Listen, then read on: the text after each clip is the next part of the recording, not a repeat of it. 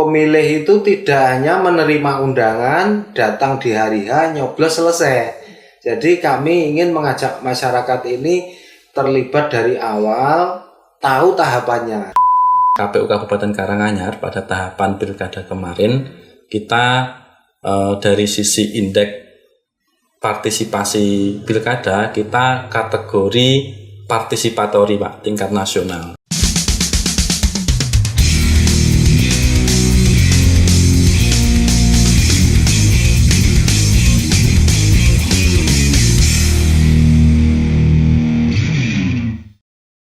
Halo teman pemilih, jumpa lagi bersama kami di podcast Jadi Tahu, belajar demokrasi dan tahapan pemilu KPU Kabupaten Karanganyar.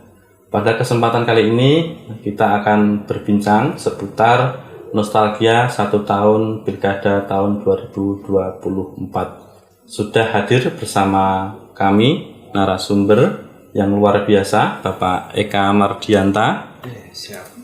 Beliau adalah Kepala Bidang Poldagri dan Ormas Kesbangpol Karanganyar. Oke, sebelum kita mulai, kita sapa dulu narasumber kita, Pak Eka Mardianta. Sehat Pak Eka? Alhamdulillah sehat. Oke, berjumpa lagi Pak Eka. Kita sedikit mereview Pak Eka. Ini kan kita memperingati 1 tahun pilkada, tepat di bulan November ini 1 tahun pilkada tahun 2024. Nah, ini kita sedikit mereview Pak bahwa pada tahapan pemilu maupun pilkada itu Kesbangpol Karanganyar itu sangat setia bahasanya Pak ya. Sangat setia dan selalu menemani KPU Karanganyar dari proses awal sampai dengan proses akhir. Nah, tapi sebelum kita berbicara mengenai nostalgia Pak, ini boleh Pak disebutkan dulu tugas-tugas dari Kesbangpol Karanganyar ini seperti apa Pak? Oke. Terima kasih untuk Kesbangpol Kabupaten Karanganyar. Ini merupakan salah satu perangkat daerah di pemerintah Kabupaten Karanganyar yang memiliki tugas antara lain pembinaan ideologi, wawasan kebangsaan, kemudian pembinaan politik dalam negeri dan organisasi kemasyarakatan, kemudian yang ketiga terkait kewaspadaan daerah gitu. Kemudian terkait pelaksanaan pilkada, kebetulan kami diberikan tugas Pak Bupati untuk mendampingi KPU terkait beberapa hal ya. Yang pertama mungkin terkait pendanaan. Terkait pendanaan ini kami banyak hal yang kita lakukan, termasuk yang pertama kita menyesuaikan cost sharing ya, karena kemarin ini kan pilkada serentak. Jadi tugas-tugas atau beban kerja mana yang itu menjadi kewajiban provinsi dan tugas yang menjadi beban pemerintah Kabupaten Karanganyar. Kemudian setelah disepakati terkait pembebanan tugas, baru kita menentukan anggaran, kira-kira begitu. Kemudian yang berikutnya kami juga melakukan pencairan dana baik untuk KPU, Bawaslu, termasuk biaya pengamanan dari TNI dan Polri. Nah, kemudian yang terakhir kita melakukan tugas pemantauan, baik pemantauan selama pelaksanaan tahapan pemilu, terutama di masa kampanye, kemudian termasuk pemantauan situasi daerah yang ini tidak lepas dari kerjasama dengan Forkompimda, kemudian tim pengawasan dini daerah dan pejabat yang ada di wilayah. Kira-kira 3 hal itu yang kita laksanakan selama pilkada kemarin. Ya, artinya peran dan fungsi Kesbangpol ini sangat melekat sekali dengan KPU begitu ya Pak ya, terkait dengan pelaksanaan pemilu maupun pelaksanaan pilkada. Artinya KPU juga tidak akan bisa bergerak tanpa didampingi atau disupport dari Kesbangpol. Oke, sedikit bernostalgia Pak Eka. Apakah ada catatan khusus Pak mengenai tahapan pilkada kemarin Pak, khususnya di Kabupaten Karanganyar?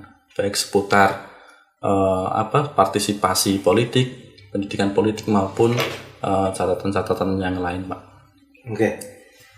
Menurut kami karena kemarin itu yang keserentakan itu kan baru pertama kali karena serentaknya ini kan baru pertama kali, sehingga ini membutuhkan effort yang luar biasa saya kira, baik untuk penyelenggara maupun pemilih karena ini serentak sehingga semua OPD atau semua stakeholder ini harus terlibat. Tapi kami kemarin memberi apresiasi yang tinggi buat tenaga-tenaga medis tenaga-tenaga medis yang sedari awal sudah memberikan suplemen kepada para penyelenggara, kemudian siap siaga di puskesmas sampai relawan-relawan yang standby dengan ambulannya. Tapi secara khusus kami memberikan apresiasi terkait dari semua tahapan ini berjalan aman dan lancar tanpa kendala dari awal sampai akhir. Ini tidak ada permasalahan yang mengganggu tahapan. Saya kira itu menurut kami yang menjadi catatan kita. Artinya secara kendala itu masih bisa ditangani dengan baik, begitu nggak Pak? Iya, betul.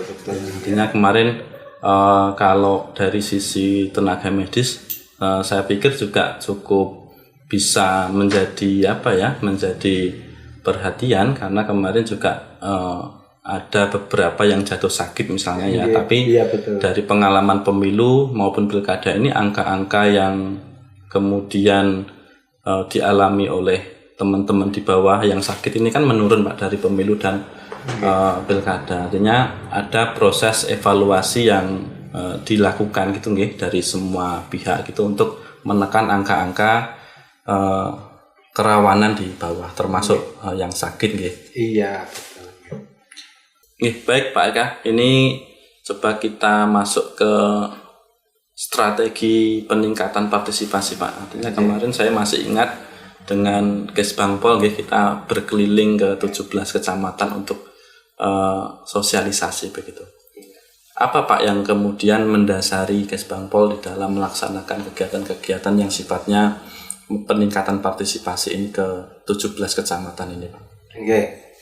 Terkait pelaksanaan pendidikan politik ini, kami kemarin itu yang pertama tujuannya kan untuk meningkatkan indeks demokrasi, karena kita selalu diminta untuk pelaksanaan kegiatan-kegiatan yang mendukung peningkatan indeks demokrasi. Dan kebetulan di tahun ini di Jawa Tengah itu kita ada di peringkat 4 nasional terkait indeks demokrasi, sehingga kami ingin masuk ke sana untuk meningkatkan indeks demokrasi ini, walaupun indikatornya itu tidak hanya terkait pendidikan politik, tapi banyak indikator juga, namun salah satunya itu, sehingga kami dorong ke sana untuk meningkatkan indeks demokrasi. Kemudian yang berikutnya ini kan kita juga ingin mendidik masyarakat ini melek politik kan, seperti itu. Ini melek politik artinya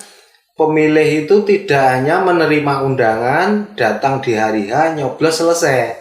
Jadi kami ingin mengajak masyarakat ini terlibat dari awal, tahu tahapannya. Jadi ini sudah masuk tahapan apa, calonnya siapa, itu tahu dari awal, sehingga tidak hanya sekedar nyoblos gitu. Jadi partisipasinya itu benar-benar membawa masyarakat ini untuk terlibat secara langsung, termasuk walaupun di tujuan akhirnya nanti juga peningkatan partisipasi itu sendiri. Artinya tingkat kehadiran masyarakat di TPS untuk memberikan suara ini kan kita inginnya juga tinggi, tingkat partisipasinya tinggi. Nah, dari beberapa rangkaian itu maka kita berkeliling atau bersafari untuk melakukan pendidikan politik, walaupun Pripun nggih, jangkauannya mungkin belum Ya. belum bisa menyeluruh atau sasarannya masih terbatas. Ini kan nggih satu hal yang masih menjadi kendala bagi kita. Oke Pak Eka, tapi saya masih ingin bertanya seputar Oke. Peningkatan partisipasi ini, karena Kesbangpol tuh bersafari itu ya di 17 kecamatan itu ada daerah-daerah yang dipilih menyebar di 17 kecamatan. Nah, apakah daerah-daerah yang dipilih Kesbangpol itu merupakan daerah yang dinilai partisipasinya rendah, atau dari sisi dari sisi akses informasi dinilai kurang informatif begitu Pak? Oke. Biasanya kita itu berkaca dari pelaksanaan pemilihan sebelumnya. Jadi pemilihan sebelumnya itu tingkat partisipasi di desa mana itu yang masih rendah, sehingga kita harapannya hadir di sana itu untuk meningkatkan partisipasi itu. Jadi yang pada pemilu lalu itu masih rendah, maka kita hadir ke sana. Tapi sebenarnya itu kan menjadi indikator, karena kalau kenapa yang didatangi desa A atau desa B kan harus jelas indikatornya. Memang harapan kami di desa yang masih partisipasinya rendah, kita hadir di situ untuk bareng-bareng melaksanakan pendidikan politik. Ya artinya di sini KPU perlu berterima kasih dengan Kesbangpol ya, karena dalam peningkatan partisipasi ini peran Kesbangpol ini sangat membantu dan terbayar nggih Pak nggih. Partisipasi kita di Kabupaten Karanganyar pada pilkada kemarin cukup tinggi ya, 82%. Artinya angka ini perlu untuk dipertahankan kembali di pilkada selanjutnya. Syukur-syukur bisa naik gitu Pak ya. Iya. Nah, ini kita sedikit menginformasikan Pak Eka bahwa KPU Kabupaten Karanganyar pada tahapan pilkada kemarin kita dari sisi indeks partisipasi pilkada kita kategori partisipatori Pak, tingkat nasional. Artinya kita di Kabupaten Karanganyar dinilai mampu di dalam penyelenggaraan pilkada ini mengajak semua lapisan masyarakat untuk ikut berpartisipasi, dan itu dinilai oleh KPU RI dan mendapatkan predikat partisipatori. Ya, ini perlu kami sampaikan sebagai bentuk apresiasi kami juga kepada seluruh mitra yang terkait di tahapan pilkada kemarin, termasuk juga dengan Kesbangpol ya Pak, yang selalu mendukung kegiatan-kegiatan kami di tahapan pilkada kemarin. Alhamdulillah, perlu disyukuri ini. Ya, sedikit pamer Pak ya. Ini Pak Eka, ini banyak yang mengatakan bahwa pilkada itu tensi politiknya sangat tinggi ya. Apa ada pesan dari Kesbangpol Pak terkait dengan tensi politik yang sangat tinggi ini, agar kedepannya juga di tahapan pilkada selanjutnya ini situasi politik yang kondusif untuk pilkada Kabupaten Karanganyar di tahun selanjutnya? Oke, saya dari Kesbangpol ingin berpesan kepada masyarakat, khususnya para pendukung dan relawan. Ini beberapa hal yang ingin kami sampaikan. Yang pertama terkait kita ini harus melek politik atau pripun nggih, cerdas. Jadilah pemilih yang cerdas, kan seperti itu. Artinya dalam setiap kontestasi itu kan pasti ada pemenangnya, siapapun pemenangnya itu harus kita dukung. Jadi ada yang menang, ada yang kalah, itu sudah hal yang pasti kan seperti itu. Jadi siapapun yang menjadi pemenang, mari kita dukung, dan kita sesama masyarakat, sesama relawan, sesama pemilih ini tetap saling rukun, saling gotong royong, dan kembali bermasyarakat di lingkungan masing-masing. Nah, saya kira kan seperti itu. Kemudian yang kedua, ini dalam pilkada ini kan gesekannya lumayan tinggi, karena antara satu pendukung dengan pendukung yang lain ini saling kenal. Antara calon dengan pemilih ini saling mengenal, sehingga ini banyak menimbulkan gesekan atau tingkat emosinya ini lebih tinggi. Lah ini maka kita harus menjadi pemilih yang santun lah, pemilih yang santun, saling menghargai. Perbedaan pilihan ini mari kita saling menghargai. Kemudian yang berikutnya nih yang kami perlu apresiasi, menerima hasil. Menerima hasil seperti kita ketahui kemarin setelah diumumkan beberapa hari setelah diumumkan ini ada pernyataan menerima hasil dari calon yang kalah, kan seperti itu, sudah menyatakan menerima hasil dan ini disampaikan ke pendukungnya sehingga semua pendukung ini bisa tenang, bisa menerima semuanya, sehingga ini membuat masyarakat ini menjadi kondusif. Ini satu hal yang kami rasa perlu diapresiasi, karena ini menenangkan semuanya, kemudian tidak ada gesekan lagi dan semuanya kembali ke masyarakat semuanya. Saya kira begitu. Ya, artinya itu harus diterapkan kembali untuk di pilkada selanjutnya ya Pak ya. Artinya kalau kita berbicara slogan Karanganyar Tentram itu kan ya harus dipertahankan agar kata tentram ini tidak menjadi hanya sekedar slogan ya, tapi dalam penyelenggaraan pemilu maupun pilkada juga harus menjadi Karanganyar Tentram. Iya, betul. Terima kasih Pak Eka sudah bergabung dengan kami di podcast Jadi Tahu. Kami juga terima kasih dari Kesbangpol sudah diberi kesempatan untuk berbincang-bincang sehingga bisa menyapa masyarakat semuanya. Kami juga matur nuwun. Demikian tadi obrolan seru kita dengan Pak Eka Mardianta, Kepala Bidang Poldagri dan Ormas Kesbangpol Karanganyar. Nantikan di podcast Jadi Tahu berikutnya. Jangan lupa follow akun media sosial KPU Kabupaten Karanganyar dan jangan lupa subscribe di channel YouTube kami.